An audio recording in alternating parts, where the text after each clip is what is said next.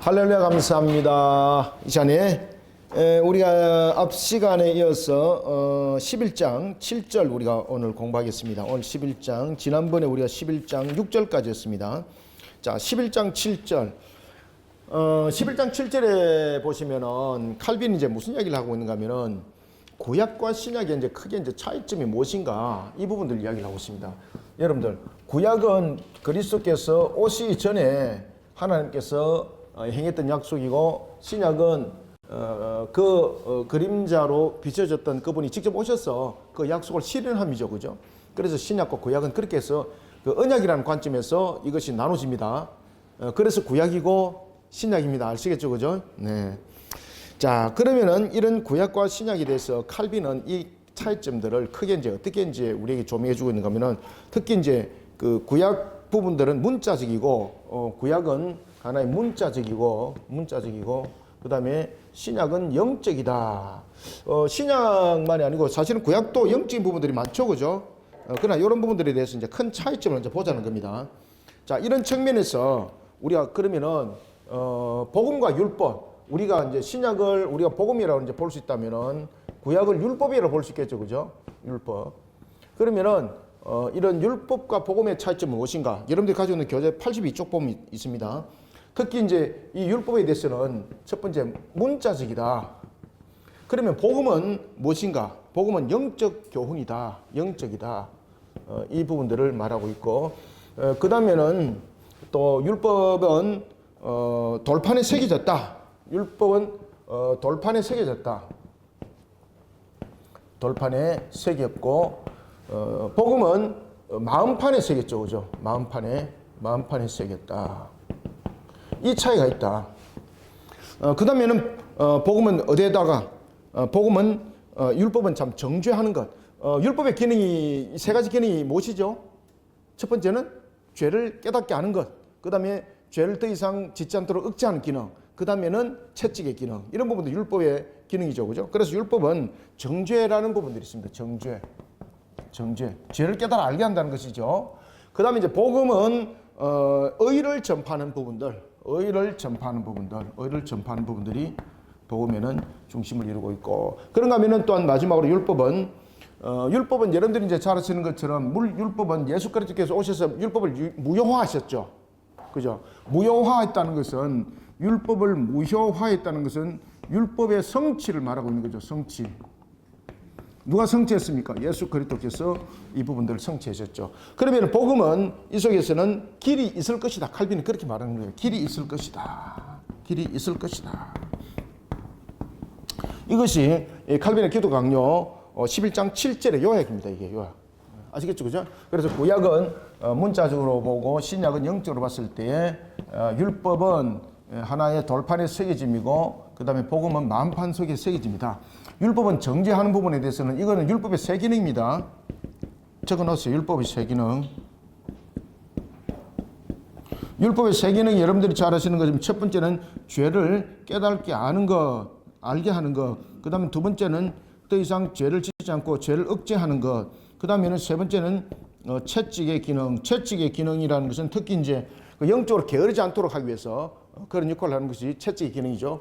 요 율법의 세 기능을 말하고 있습니다. 이 정죄는. 그 다음에 이제 의의 전파. 의의 전파는 예수님께서 율법을 이루심으로써 이제 의의 전파들이 이제 일어난 것이죠. 그래서 이 의의 전파의 성립은 어디서부터 일어나는 겁니까? 예수 그리스도께서 이루신 십자가로 인하여서 이 부분들은 성취가 되는 거죠. 그죠? 그래서 이 부분들은 길이 있을 것이고, 그 다음에 율법은 무효화됐다. 율법은 무효화됐다는 것은 효력이 없다는 것이 아니고 예수 그리스도께서 성취했다는 뜻입니다. 그죠? 그런 측면에서 무효합니다. 자, 이 부분들이 이제 7절에 관한 내용입니다. 자, 7절에 관한 내용 82쪽은 제가 이미 여기서 설명 다 드렸고요. 자, 83페이지 한번 봅시다. 자, 83페이지 맨 위에서 셋째 줄 우리가 이것을 한번 읽어보고 지나갑시다. 율법의 본성만을 시작. 율법의 본성만을 논할 때는 율법의 일부로 인정되지 않는다. 그들이 율법의 기능으로 인정하는 것은 다만 한 가지다. 즉 바른 일을 명령하고 악한 일을 금지하며 의를 지키는 자들에게 보상을 약속하고 범죄자들을 처벌로 위협하는 것이다. 그러나 동시에 율법은 모든 인간의 마음속에 선천적으로 있는 부패를 변하거나 시정하지 못한다고 한다. 굉장히 중요한 내용을 했습니다. 율법은 모든 인간의 마음속에 선천적으로 있는 부패를 변하거나 시정하지 못한다. 이게 뭡니까? 이 율법의 한계입니다. 율법의 한계. 적어놓으세요. 율법의 한계. 자, 율법의 한계. 그러면서 이것이 보면 율법의 세 기능이 요 속에 있는 거죠. 그죠? 율법의 세 기능. 율법의 세 기능이 죄를 알게 하는 부분들, 죄를 알게 하죠. 죄를 알게 하고, 죄를 억제하고, 그 다음에 채찍으로서 우리가 영적으로 게으른 부분들을, 신앙의 게으른 부분들을 우리가 통치한다. 이런 부분들이 있는데, 이 속에서는 구원함이 없습니다. 그죠? 그래서 율법은 한계를 가지고 있습니다. 율법이. 만약에 율법이 한계를 가지고 있지 않고 율법이 완전성 속에 놓여 있다면 예수 그리스도께서 올 필요 있다 없다? 없습니다. 여러분들요. 왜 예수님께서 이 땅에 오셨습니까? 율법이라는 걸 통해서 조명해 줬죠. 그런데 율법은 가지고 있는 한계가 있기 때문에 이것으로 구원이 없어요. 만약에 율법 속에 완전성이 있다면 예수님께서 올 필요 없습니다. 여러분들요. 지금 이해되고 있습니까 이거? 그래서 율법은 예수 그리스도께서 이 땅에 오시도록 조명하는 역할이에요. 그러면은 이런 부분에 우리가 사람으로 비유한다면은 어떤 부분이 있겠습니까? 그죠? 이게 중간적 역할을 했던 우리가 이제 그 세례 요한이 이런 부분들에 대한 중요한 비치적 부분들이 있겠죠. 그래서 이 사도 바울도 이런 부분에 대해서 이야기를 하고 있고, 칼빈은 그러면은 이런 율법적 부분에 대해서 그러면은 구약에 있는 율법의 내용들과 신약의 내용들을 그러면 구약의 사람들을 통해서 하나님께서 조명해 준 것 없는가? 있다라는 것입니다. 자, 그것도 밑에 이제 19절에서 이제 보겠습니다. 자, 8절도 한번 봅시다. 8절. 자, 그러면은 이제 이와 같이 율법과 복음은 이런 차이가 있습니다. 율법과 복음은 이런 차이가 있고, 자, 이런 속에서 고린도후서 3장은 좀 더 세부적으로 이야기를 해주고 있다. 자, 구약의 문자적이라고 하는 것은 8절입니다. 구약이 문자적이라고 하는 것은 영의 역사가 없이 발표됐기 때문이다. 신약이 영적이라고 하는 것은 주께서 그것을 사람들의 심정에 영적으로 새기셨기 때문이다. 그래서 구약이 영적이 아니다라는 것은 이게 그 역사적으로 진행해 나가던 과정 속에서 문자적으로 이렇게 준 것을 가지고 이제 피력을 하는 것이지, 구약 시대는 뭐 영이 없다가 아닙니다. 구약 시대도 여러분 보시면 성령께서 전부 다 활동하시고 조명하시고 그런 부분들이 뭐 비일비재하죠, 그죠? 그러나 이런 부분들을 좀 구분하여서 이렇게 정리를 했다는 것입니다. 자, 그런 측면에서 그러면은 자, 구약과 신약의 내용들을 보자. 그러면은 이와 같이 구약은 무엇을 조명하고 있고, 그 다음에 신약은 무엇을 조명하고 있는가를 우리가 보면은, 왜 아브라함의 그 자녀들 있지 않습니까? 아브라함에 보면은 그 종으로 태어났던 자녀가 누구죠? 이스마엘. 그 다음에 사라의 몸을 통해서 태어난 아들이 누구죠? 그렇죠, 이삭. 이 두 자녀를 통해서 무슨 부분들을 이야기를 하고 있는가? 바로 하나는 율법적인 것들을 이야기를 하고 있고, 또 하나는 하나의 자유권, 상속권을 통해서 무엇을 말하겠습니까? 복음의 권을 말하고 있는 거예요. 자, 칼빈이 이야기를 하고 있는 겁니다. 그래서 자, 봅시다. 네 번째 차이점은 무엇인가? 앞에서 이제 우리가 이제 그 구약과 신약의 차이점에 대해서 첫 번째 차이점, 두 번째 차이점 이야기했죠, 그죠? 그 다음에 세 번째 차이점은 구약은 문자적이고 신약은 영적이다. 이런 차이가 있다.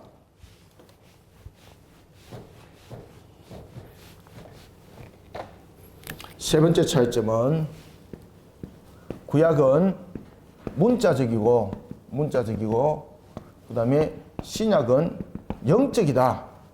이런 차이점이 있다. 자, 그러면 이제 네 번째 차이점은 무엇인가?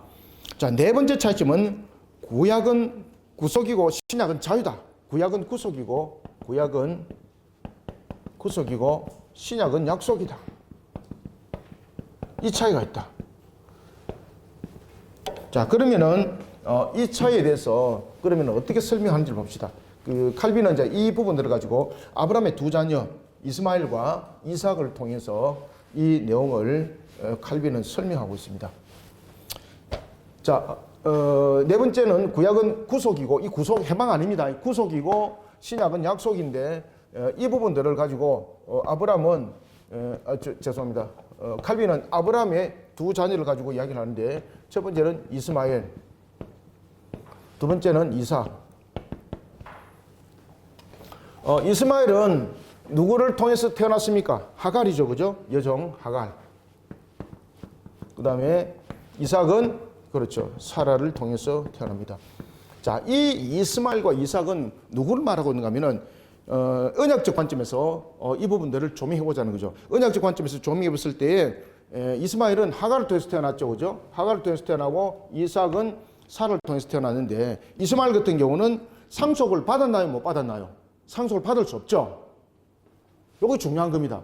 우리가 이제 창세기를 읽어보면은 왜 이제 상속받는 자, 상속받지 못한 자 이런 부분들이 막 등장하잖아요, 그죠? 그다음에 이제 두 아들에 대해서 내용들을 계속해서 이야기하고 있지 않습니까? 특히 이제 아담도 여러 아들 낳았지만은 여러 아들에 대해서 말하지 않고 딱 두 아들 가지고 이야기하죠, 그죠? 이것이 선택과 유기 속에 계속 이야기하는 겁니다. 언약 관계 속에서.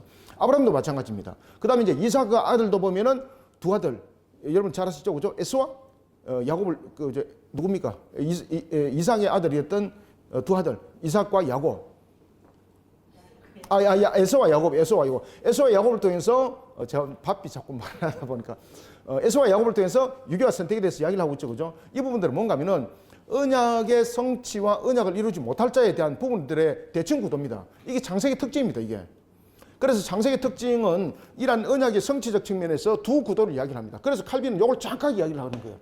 요거는 뭔가 하면은 구약적 측면에서는 하나의 전체적인 부분들이 구속이라 본다면은 신약은 약속인데 그러면 구약은 이런 구속적인 측면에서 무엇을 보여주고 있는가? 이 속에서 그림자로 전부 다 비춰주고 있는 것이 있는데 그것은 하나의 뭔가 하면은 선택받은 자와 선택받지 못한 자. 다시 말하면은 이런 부분에 대해서도 구원받을 자와 구원받지 못할 자 부분은 이미 이런 두 아들을 통해서 그것을 조명해주고 있다는 겁니다. 그래서 이 아브라함의 두 아들이었던 구약에는 보면 구속에 대해서 구속도 보면 두 가지 구속이 있는데 하나는 구금하여서 구속되는 것이 있고 하나는 구속이 있습니다. 그죠? 구속은 갇히는 거죠. 또 하나의 구속은 풀려남이죠. 완전 반대죠, 그죠? 그래서 이 부분들을 가지고 구약은 구속에 대해서 두 가지 이야기를 하고 있다는 거죠. 하나는 뭡니까? 이스마엘을 통해서 이야기를 하고 있을 때 이스마엘이 상속받지 못하죠. 상속받지 못함. 이 상속받지 못함을 통해서 우리가 선택과 유기를 말한다면은 유기적 측면에서의 이것은 구속이죠. 그죠? 갇혀지는 거죠. 갇혀지는 거. 갇힘이죠. 자, 그런가 하면은 이삭은 상속받는 자죠. 상속권이 있죠, 그죠? 상속권이 있죠. 자, 상속받지 못한 측면에서 이스마엘은 유기적 부분에서 구속, 갇힘이라 볼 수 있다면은 이삭은 이 속에서 상속받음을 통해서 무엇을 말하고 있을까요? 자유. 여기서는 이제 이게 우리로 말하면은 구원론적 측면에서 말하면은 두 가지의 구속이 있는데 여기서 구속은 해방을 말합니다. 해방. 그죠? 해방, 자유. 자, 이런 부분들에 대해서 구약이 이미 우리에게 설명하고 있다는 거죠. 그래서 사라는 구약 성경에서 사라가 낳았던 이삭은 복음의 근원지인 하늘 예루살렘을 상징한다. 칼빈이 그 이야기를 하는 겁니다. 자, 그래서 사라를 통해서 태어난 이삭은 누구를 상징한다? 나 좀 읽어볼게요. 복음의 근원지인 하늘 예루살렘을 상징한다. 복음의 근원지. 하늘의 예루살렘.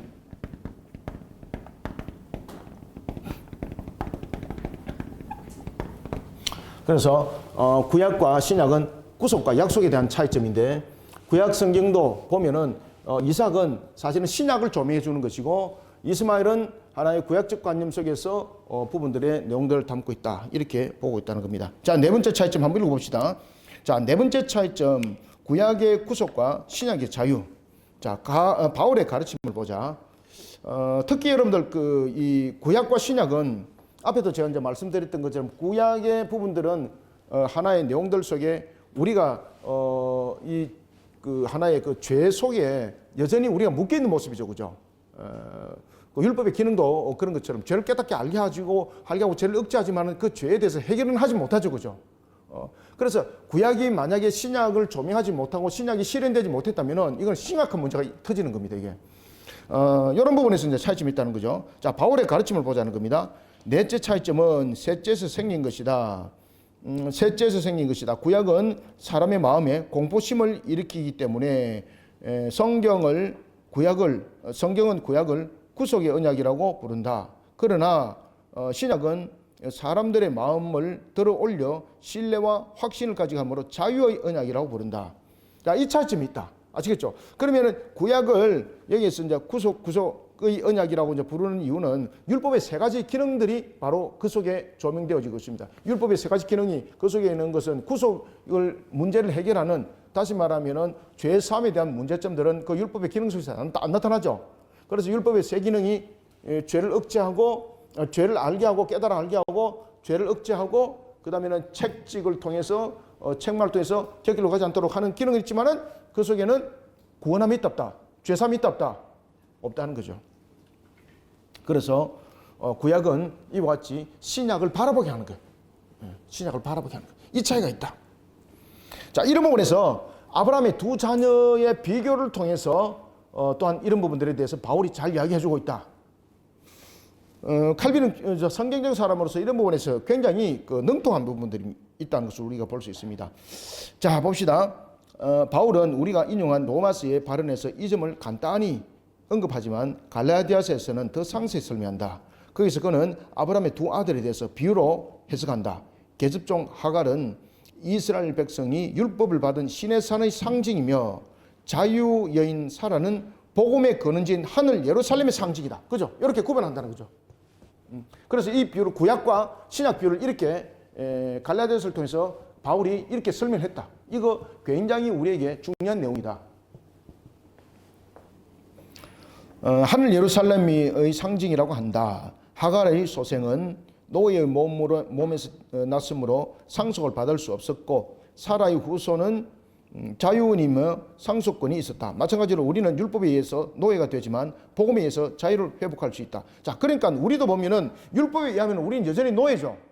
그런데 우리가 복음에 의하면은 우리는 자유죠. 그래서 이 큰 차이점이 이렇게 우리에게 설명하고 있다. 그래서 우리의 입장도 비춰보자는 거죠. 만약에 우리 입장도 여전히 우리에게 율법이 그대로 존재한다면 우리는 여전히 노예 상태로 있는 거예요, 여러분들. 그렇지만 지금 현재는 우리가 복음에 의해서 우리가 어떻게 됐다는 겁니까? 그렇죠. 이런 차이점이 있다. 이런 차이점이 있다. 자, 봅시다. 넘어갑니다. 자, 84페이지 보겠습니다.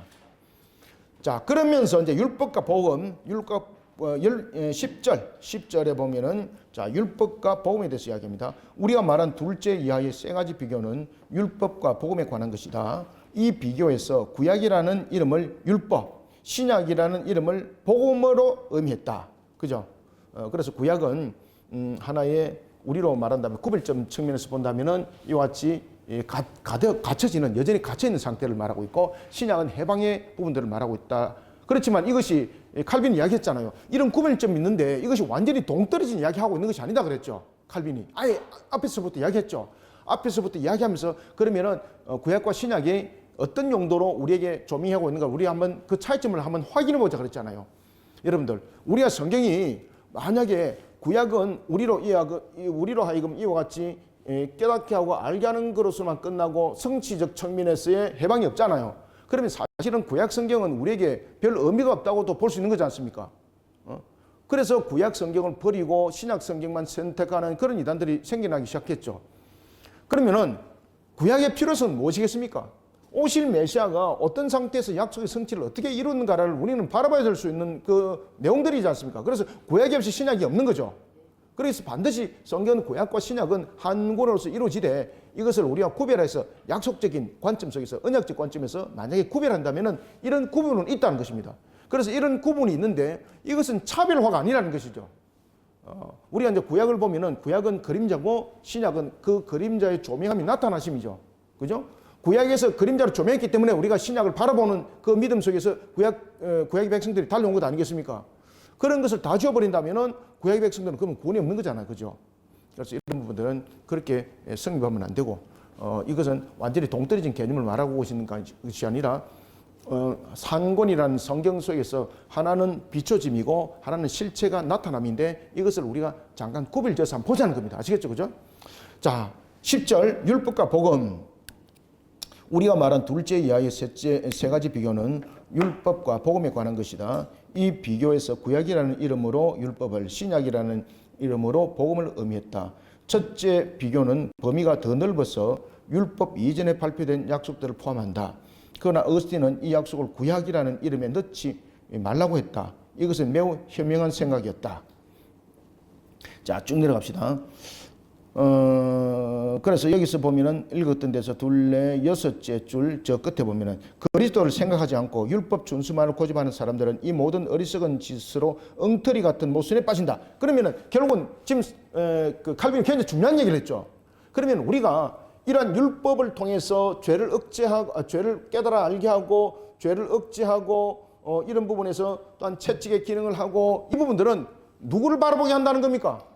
그렇죠. 그래서 결국은 구약을 통해서 그리스도를 바라보지 못하게 하는 것은 전부 다 어리석은 짓이라는 거죠. 그래서 여기서 보면은 그리스도를 생각하지 않고 율법 준수만을 고집하는 자들을 누구라고 말합니까? 율법주의자들이라고 이야기를 해주고 있죠. 그죠? 그래서 결국은 율법은 누구를 조명해요? 예수 그리스도를 조명하지 않습니까? 5가지 5대 제사, 번제, 소제, 속죄제, 속건제, 화목제 이 5대 제사도 결국은 이 부분들 누구를 조명하나요? 그렇죠. 그러니까 이제 칼빈이 그 이야기를 하는 겁니다. 우리가 구약에 대해서 이야기를 하면서 율법의 준수를 고집하면서 그리스도를 생각하지 않는다는 것은 대단히 어리석은 짓이다. 왜? 이 결국은 이 구약에서 모든 것이 조미해주고 있는 것이 누구를 조미하고 있는 겁니까? 그렇죠. 그리스도를 바라보게 하는 것이거든요. 그리스도를 그림자로 비춰짐이잖아요. 그래서 율법을 지키는 것이 아니라 율법을 통해서 항상 그리스도를 봐야 된다. 그래서 여러분들 잘 아시는 것처럼 율법화를 통해서 생겨나던 이단들이 곳곳에 있죠. 그죠? 저 하나님의 교회 같은 경우도 이제 율법화적 부분에 대해서는 이렇게 유월절을 지켜야 된다 이렇게 말하면서 말하고 있는 그런 이단들이죠. 그죠? 그 속에서 그리스도를 바라보는 것이 아니죠. 이런 부분들. 그래서 율법주의는 바로 왜 율법주의인가 하면 율법이 잘못됐다는 것이 아니죠. 율법을 통해서 누구를 조명하지 못한다는 거예요. 그렇죠. 율법을 통해서 그리스도를 조명하지 않는 사실이 되니 이것이 이단인 거예요. 이게. 왜 그런가 하면 율법은 그리스도를 조명하고 있다는 사실이에요. 그죠? 자, 그 다음에 이제 5번째 차이는 무엇인가? 구약은 한 민족을 언급했으나 신약은 모든 민족에 관했다. 그러면 여러분들 구약에서 한 민족을 말하는 것은 그들만이 말인가? 아니죠. 자, 이스라엘 백성들이 시내산 언약에서 율법을 받았습니다. 그들이 받은 율법은 그들이 탁월함이고 그들의 혈통이 뛰어남인가요? 아니에요. 그들도 첫 출발점을 여러분 보시면은 전부 다 갈대아 우르라는 그런 속에서 태어났고 그 출발점 속에서 아브라함이라는 그런 우상 숭배자가 믿음의 조상이 되었고 이런 전철들을 거쳐서 그들은 애굽에 갔지만은 여전히 그 속에서도 그들이 하나의 신실하게 하나님 한 분만 섬긴 건 아니잖아요.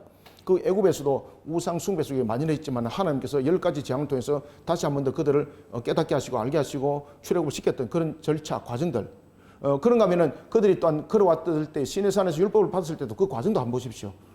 얼마나 그들이 기가 막힌 일들을 합니까? 그죠? 금송아지 우상을 만드는 일 이런 일들이 있다는 거죠. 그러니까 그들에게는 어떤 탁월함 그들은 어떤 한민족으로서의 택감을 받아서 구원에 이른다라고 볼 수 있는 여지는 아무것도 없어요. 그러면 하나님께서 왜 이스라엘 택했겠습니까? 이스라엘 택한 것은 그들의 조건과 택한 것은 아닙니다. 결국은 하나님께서 언약을 성취하는 측면에서의 하나님의 선택입니다. 그러면 하나님의 선택은 그들의 가치를 가지고 선택한 것이 아닙니다. 그런데 이스라엘 백성들은 가치관을 자꾸 이야기를 해요. 그 가치관을 가지고 그들이 자랑하는 것이 무엇입니까? 혈통, 아브라함. 그래서 제가 아브라함 이야기했잖아요. 아브라함 따져보니까 전부 우상 숭배자잖아요. 그죠? 그 다음에 그들이 할례 언약, 창세기 17장에 대한 할례 언약. 그러면 그 할례는 하나님께서 왜 할례를 하도록 했냐 말입니다. 그건 가치관이 아니거든요. 언약을 잊지 말라는 것이죠. 상기시키라는 것이죠. 그리고 그들은 시내산에서 율법을 받았다. 자기들만이 받았다는 거죠. 그러면 그 가치관도 보자는 거죠. 아니라는 것입니다. 결국은 하나님께서 그들에게 시내산을 통해서 율법을 준 것은요. 대표성입니다. 대표성. 자, 이게 이제 히브리 관점 속에 여러분 잘 아셔야 되는데 자, 히브리인들은 보면은 1은 대표성이고 2는 정인이고 3은 하나님이고 하늘이고 4는 동서남북 땅이고 흙이고 사람이죠. 그죠? 그 다음에 5는 절반이고 6은 불완전 숫자죠. 그래서 요한계시록의 마귀가 666이죠. 왜냐하면 완전수에서 하나가 부족하니까 6이잖아요. 그래서 7. 그래서 언약은 완전과 완전만이 합쳐지는 거예요. 그렇기 때문에 언약에 대해서 항상 설명할 때는 7과 12이 항상 등장해요. 이 7은 하늘과 땅에 대한 모든 것을 담아내미거든요. 그 다음에 8은 새로운 출발이고 9은 9이고 10은 충만한 숫자예요. 가득 채워진 것. 그리고 11, 그 다음에 12. 12은 전부 다를 말하고 있는 거예요. 12 다음에 숫자가 없다는 거죠. 그래서 12지파를 선택하고 12아들을 선택하고 이거는 뭔가 하면은 하나님의 언약을 그렇게 성취해 나가는 측면에서 모든 나라, 모든 민족 가운데에 그 모든 뜻을 하나님의 언약은 성취 속에 이루어진다는 것이에요. 그래서 야곱을 통해서 12아들이 등장하는 거예요. 그리고 그 12아들을 통해서 하나님께서는 한민족을 이뤘지 않습니까? 그러면 이 한민족을 이룬 이유는 무엇인가 하면은 하나님의 뜻을 이루기 위해서 모든 나라, 모든 민족 가운데에 하나님의 구원의 백성들을 향하여서 그 뜻을 이루기 위해서 그들을 선택한 것뿐이에요. 무엇으로? 그렇죠. 복음의 출발점으로 선택한 것뿐이에요. 그러니까 그들은 그런 부분들을 알지 못하고 자신들의 탁월함과 조건적 요소를 통해서 선민이라는 단어를 쓰고 있는 거죠. 하나님께서 선민은 맞습니다. 선민이라는 것은 뭔가 하면 하나님께서 택했다는 거죠. 그런데 그들의 선민은 어떤 뜻을 가지고 있는가 하면 하나님께서 택한 조건이 무엇인가? 자신들은 선한 그런 부분들, 자신들은 어떤 것들도 담아낼 수 있는 그런 그릇이 되었기 때문에 하나님이 선택했다는 거예요. 아니지 않습니까? 그죠? 많은 이야기를 했는데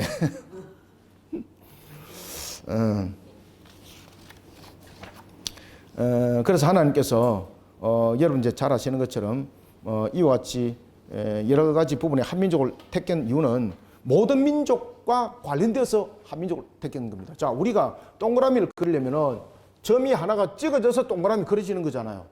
요거가 똑같습니다. 자, 그러면 다섯 번째 차이점은 무엇인가? 구약은 한민족을 언급하고 있고, 자, 다섯 번째는 구약은 무엇을 말하고 있다? 그렇죠. 한민족을 말하고 있고, 신약은 모든 민족을 말하죠. 그럼 이거는 구별점인데 전부 다 연결이에요. 하나님께서 한민족을 왜 택했어요?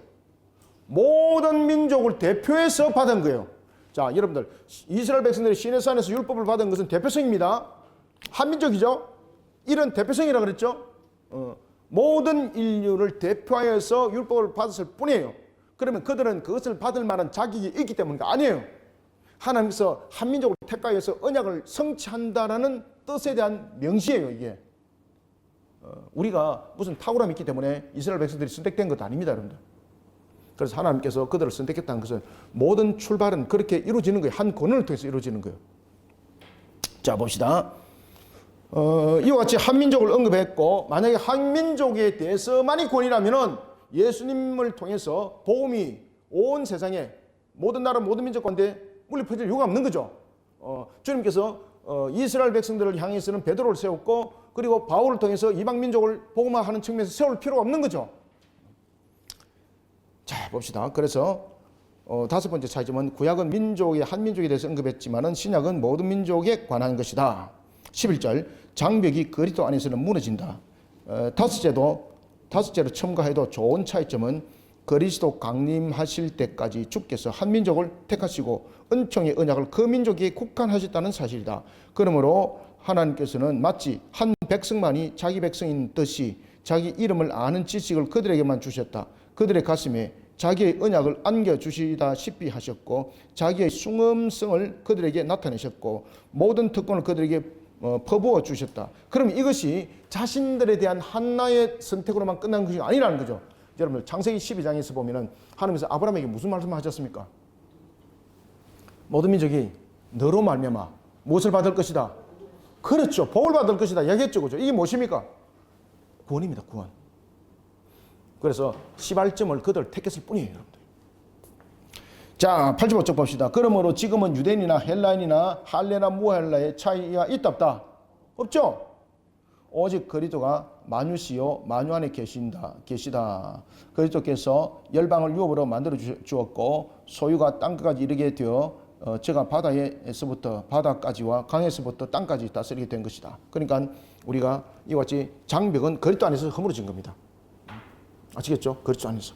이미 이스라엘 백성들 향해서는 이 부분들이 하나의 조명에 대한 역할로서의 선택이 되어졌다면 그들의 한민족이 아니죠.